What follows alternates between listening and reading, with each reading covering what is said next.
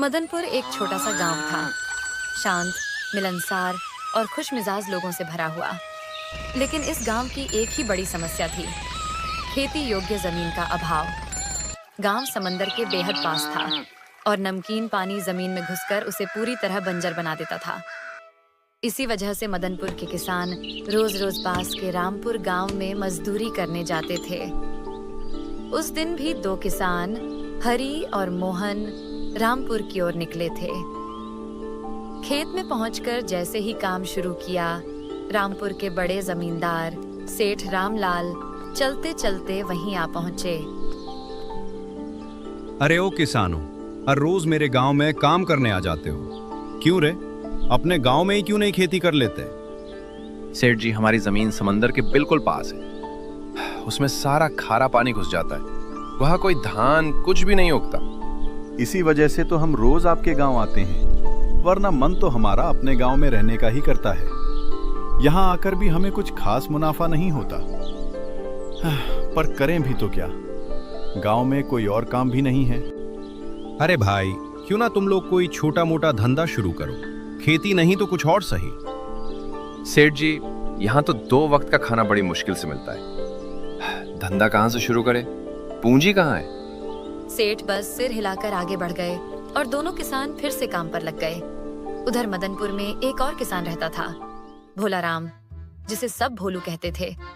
वह भी किसान कहलाता था, पर असल में उसके पास न जमीन थी न खेती, बस नाम मात्र का किसान।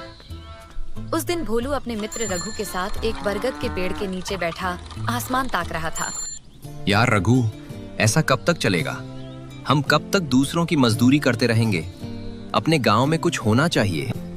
तो करें भी क्या भाई, ना हमारे पास जमीन है ना पैसे। धंधा शुरू करने का तो सवाल ही नहीं उठता। पर कुछ तो करना पड़ेगा। ऐसे बैठे रहने से तो कुछ मिलने वाला नहीं। उसी समय सड़क पर एक ऑटो रिक्शा धड़धड़ाते हुए आया। उसमें एक आदमी चिल्ला रहा था, आओ आओ, गरम गरम समोसे, रामपुर के मशहूर समोसे, खाकर देखो, मजा आ जाएगा। चल रघु, रामपुर के समोसे का बहुत नाम सुना है, आज खाकर देखते हैं। दोनों दौड़कर ऑटो के पास पहुंचे। भाई 2 प्लेट समोसे देना, बहुत तारीफ सुनी है तुम्हारी। दोनों ने समोसे खाए और भोलू तो जैसे हैरान ही रह गया। अरे वाह, इतने बढ़िया, इतने चटपटे, क्या स्वाद है भाई। भोलू ने अपनी माँ के लिए एक प्लेट पैक करवाई और खुशी खुशी घर लेकर आया। घर पहुँचते ही बोला, माँ ये लो, रामपुर के मशहूर समोसे, जल्दी खा लो, गरम हैं। अरे बेटा, इसकी क्या जरूरत थी? कह देता तो मैं घर पर ही बना देती समोसे। सच में माँ, तुम्हें समोसे बनाना आता है? हाँ बेटा, तेरे दादाजी का पहले समोसे का ठेला था, मैं रोज देखा करती थी, तभी बनाना सीख लिया था। भोलू के दिमाग में जैसे बिजली सी कौंधी। माँ, क्यों ना हम फिर से अपना समोसे का ठेला शुरू करें? पर बेटा, उसके लिए पैसे कहाँ है? ठेला, बर्तन, सामान सब चाहिए। उसकी चिंता मत करो माँ, कुछ ना कुछ जुगाड़ कर ही लेंगे। बस इस बार कोशिश करेंगे, जरूर करेंगे। इसी पल भोलू ने मन ही मन ठान लिया, इस बार मदनपुर में कुछ बदल कर ही रहेगा। अगली सुबह भोलू जल्दी उठ गया। रात भर नींद नहीं आई थी। मन में बस एक ही बात घूम रही थी। वह सीधे गांव के सेठ शंकरलाल के घर जा पहुंचा। सेठ जी, मुझे थोड़े पैसों की जरूरत है। पैसे दे दूंगा भोलाराम, पर बदले में कुछ गिरवी रखना पड़ेगा। भोलू सोच में पड़ गया, मेरे पास गिरवी रखने लायक है ही क्या? अचानक उसे याद आया, उसका घर, एकमात्र अपनी चीज। सेठ जी, मैं अपना घर गिरवी रख देता हूँ। ठीक है, लेकिन याद रखना, समय पर पैसे नहीं दिए तो घर मेरा। ठीक है सेठ जी, मैं लौटाऊंगा। सेठ ने उसे पैसे दिए और भोलू खुशी खुशी बाजार चला गया। ठेला, बर्तन, मसाले, आलू, जो जो चाहिए था सब खरीद लिया। घर पहुंचकर वह उत्साह से चिल्लाया, माँ, देखो सारा सामान ले आया हूँ। चलो आज से समोसे बनाना शुरू करते हैं। पर कोई आवाज नहीं आई। भोलू अंदर भागा तो माँ बिस्तर पर लेटी थी। माँ, क्या हुआ? तबीयत ठीक है ना? बेटा, सुबह से अच्छा नहीं लग रहा, जरा डॉक्टर को बुला ला। भोलू तुरंत डॉक्टर को लेकर आया। डॉक्टर ने जांच की और गंभीर स्वर में कहा, भोलाराम, तुम्हारी माँ की उम्र हो चुकी है। अब इन्हें चलने फिरने, काम करने में दिक्कत होगी। इन्हें आराम की सख्त जरूरत है। कोई मेहनत का काम मत कराना। ये सुनकर भोलू की दुनिया जैसे रुक गई। अब समोसे कौन बनाएगा? मैंने घर गिरवी रख दिया। अब क्या होगा? माँ ने उसके चेहरे की बेचैनी देख ली। बेटा, समोसों का ख्याल छोड़ दे। मैं अब ज्यादा काम नहीं कर सकती। ठीक है माँ, आप आराम करो, मैं थोड़ी देर में आता हूँ। भाई, अब क्या करूं? घर गिरवी रख दिया है। अगर समोसे नहीं बेचे तो कर्ज कैसे चुकाऊं? टेंशन मत ले, कुछ ना कुछ जुगाड़ कर लेंगे। अचानक रघु के दिमाग में एक विचार चमका। भाई, क्यों ना हम उस रामपुर वाले समोसा वाले से बनाना सीख लें? पर क्या वो हमें सिखाएगा? एक बार पूछ कर तो देखते हैं। दोनों समोसे वाले के पास पहुंचे। भाई, एक काम था, क्या आप हमें समोसे बनाना सिखा सकते हो? अरे भाई, अगर मैं तुम्हें सिखा दूंगा तो तुम मेरा धंधा बंद कर दोगे। ये नहीं हो सकता। अब कुछ नहीं हो सकता। अब तो घर भी सेठ को देना पड़ेगा। अब भोला के सामने बहुत बड़ी मुसीबत थी। क्या भोला समोसे बना पाएगा या नहीं?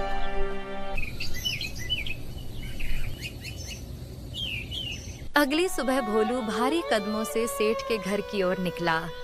मन में बस एक ही बात, पैसे वापस कर दूं तो शायद सेठ घर न ले। कुछ ही दूरी चला होगा कि रास्ते में एक पुराने पेड़ के नीचे उसे हलचल दिखी। वह रुका। वहां एक बूढ़ी अम्मा टोकरी में कुछ बेच रही थी और 2-3 ग्राहक लाइन में खड़े थे। भोलू उत्सुकता से पास गया। उसने देखा टोकरी में छोटे छोटे समोसे सजे थे। अम्मा, ये कैसे समोसे हैं? इतने छोटे?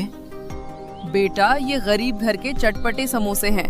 दिखने में छोटे लेकिन स्वाद में बड़े बड़ों को मात दे दें। तभी पास खड़ा एक ग्राहक बोला, सच कहते हैं भाई, अम्मा के हाथ के समोसे का स्वाद एकदम जबरदस्त। हम तो रोज यहीं से लेते हैं। भोलू की आंखें चमक उठी। अम्मा, एक प्लेट देना, मैं भी चख कर देखता हूँ। 10 रुपए में 2 और 20 के 5 है। कितने के दूं? 10 के दे दो अम्मा। अम्मा ने छोटे समोसे पत्ते की प्लेट में रखे।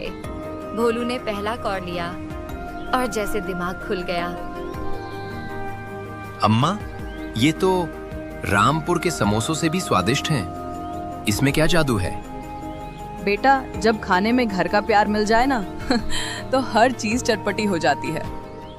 भोलू कुछ पल चुप रहा, फिर हिम्मत करके बोला, अम्मा, क्या आप मुझे ये समोसे बनाना सिखा देंगी? मैं भी एक छोटा सा ठेला लगाना चाहता हूँ। अम्मा कुछ सोच में पड़ गईं। उन्हें भोलू की आंखों में सच्चाई दिखी, पर निर्णय लेना आसान नहीं था।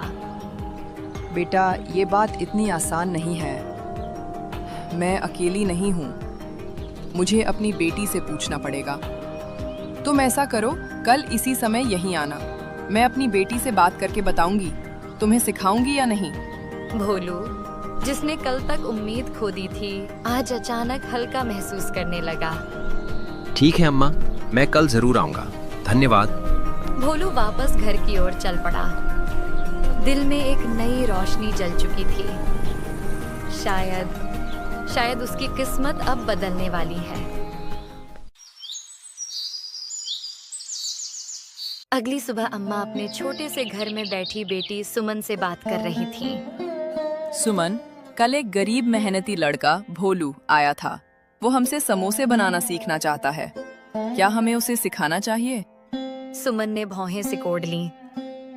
अम्मा, सोच कर बोलिए, अगर हमने उसे सिखा दिया तो हमारे ही ग्राहक कम हो जाएंगे, फिर हमारा क्या होगा?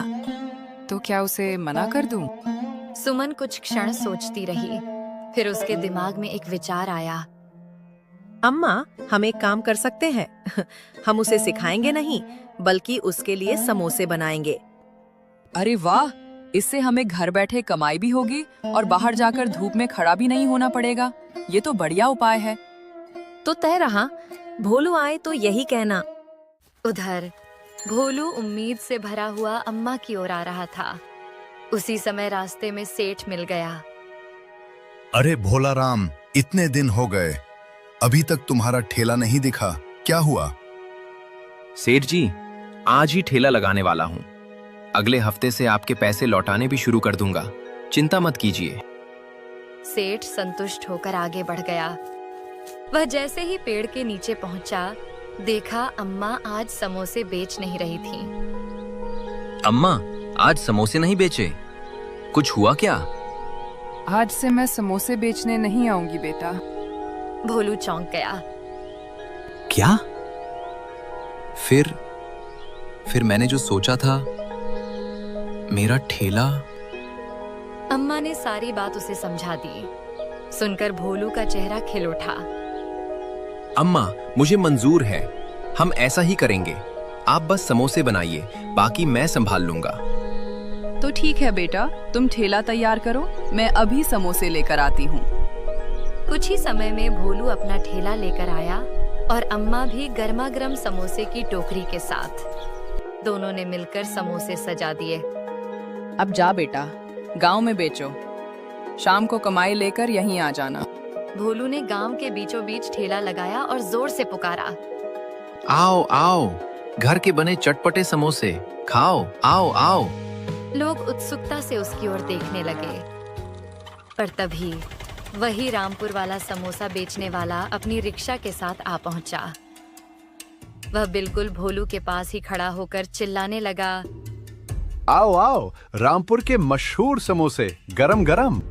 भोलू यह सब देखता रहा। कुछ ही पलों में लोग रामपुर वाले के सामने भीड़ बनाकर खड़े थे। भोलू निराश हो उठा।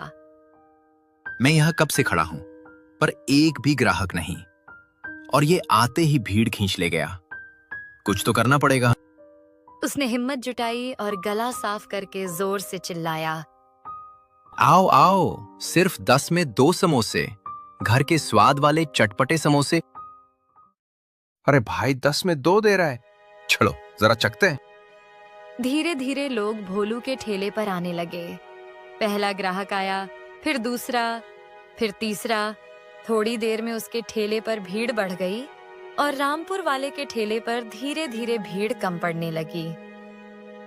शाम तक भोलू के सारे समोसे बिक चुके थे। भोलू ने खुशी खुशी कमाई का आधा हिस्सा अम्मा को दिया। शाबाश बेटा, आज तुमने साबित कर दिया कि मेहनत कभी बेकार नहीं जाती। भोलू शाम को ठेला समेटकर घर पहुंचा तो खुशी से दमक रहा था। माँ इंतजार कर रही थी। माँ, आज सारे समोसे बिक गए और लोग तो तारीफ किए बिना रुक ही नहीं रहे थे। माँ की आंखें चमक उठी। अरे वाह बेटा, तुमने तो कमाल कर दिया, वो भी मेरे बिना। मुझे तुम पर गर्व है। माँ, आप नहीं थी, पर एक अम्मा थी, बिल्कुल आपकी तरह। उन्हीं की वजह से आज हम फिर से उठ पाए हैं। उनके समोसों ने हमारी किस्मत बदल दी। अच्छे लोगों का साथ हमेशा ऊपर उठाता है बेटा। कुछ हफ्तों बाद भोलू गांव का सबसे मशहूर समोसा वाला बन चुका था। लोग दूर दूर से उसके घर के स्वाद वाले चटपटे समोसे खाने आते। वह रोज कुछ पैसे बचाकर सेठ का कर्ज चुकाता गया। आखिर एक दिन वह सेठ के घर पहुंचा। सेठ जी, ये आपकी आखिरी किश्त। अब हमारा घर हमारा हुआ। भोला राम, तुम मेहनती इंसान हो, तुमको देखकर गांव के और लोग भी सीखेंगे, शाबाश। भोलू की आंखों में खुशी छलक आई। धीरे धीरे मदनपुर बदलने लगा। गांव के लोग भोलू से प्रेरित होकर किसी ने पकौड़े का ठेला लगाया, किसी ने चाय की दुकान, किसी ने दूध का व्यापार शुरू किया। अब गांव रामपुर पर निर्भर नहीं था। हर घर में मेहनत और आत्मनिर्भरता की नई रोशनी थी। एक दिन गांव वाले भोलू से बोले, भोलू, तूने सिर्फ अपना नहीं, पूरे गांव का भाग्य बदल दिया है। अगर रास्ता ना मिले तो खुद का रास्ता बनाना पड़ता है। और सच में एक गरीब किसान ने न सिर्फ अपना बल्कि पूरे गांव का भविष्य बदल दिया। और इसी तरह कहानी यही समाप्त होती है। आगे और ऐसी दिलचस्प कहानी देखने के लिए कार्टून प्लस चैनल को सब्सक्राइब कीजिए। मिलते हैं अगले कहानियों में। तब तक के लिए अलविदा।